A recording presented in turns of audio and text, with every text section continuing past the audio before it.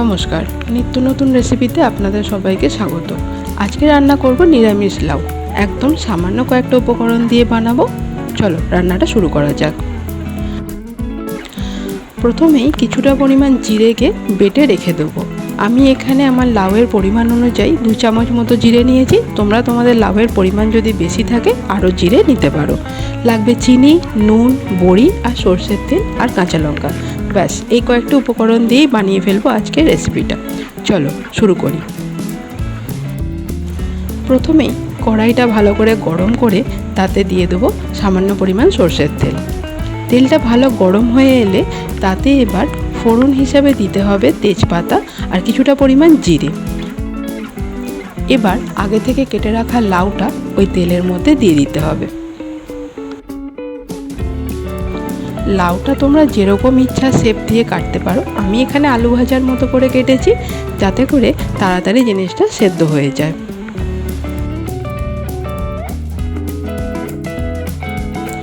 এবার ওই তেলের মধ্যে ভালো করে লাউটাকে নাড়াচাড়া করে নিয়ে ওপর থেকে সামান্য পরিমাণ নুন ছড়িয়ে দিয়ে ঢাকনা দিয়ে লাউটাকে কিছুক্ষণ সেদ্ধ হতে দিতে হবে।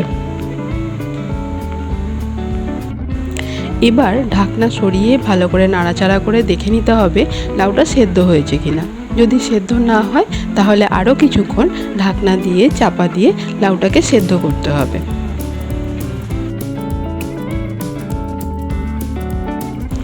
ভালো করে নাড়াচাড়া করে দেখে নিতে হবে লাউ সেদ্ধ হয়ে গেছে কিনা।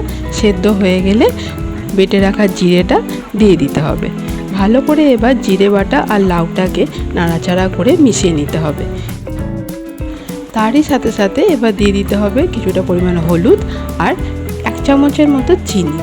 সামান্য পরিমাণ চিনি আর হলুদ দিয়ে এবার লাউটাকে ভালো করে নাড়াচাড়া করে সমস্ত কিছু উপকরণ ভালো করে মিশিয়ে নিতে হবে।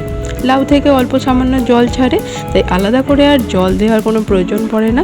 তাই ওই জলেতেই ভালো করে লাউটাকে নাড়াচাড়া করে আমরা রান্নাটা করে নেব। এরই মাঝে আলাদা একটা কড়াইতে সামান্য পরিমাণ তেলে বড়িগুলোকে ভেজে নিতে হবে, কারণ লাউটা ভালোভাবে সেদ্ধ হয়ে গেলে নামানোর ঠিক আগের মুহূর্তে বড়িটা দিয়ে ভালো করে মিশিয়ে নিতে হবে।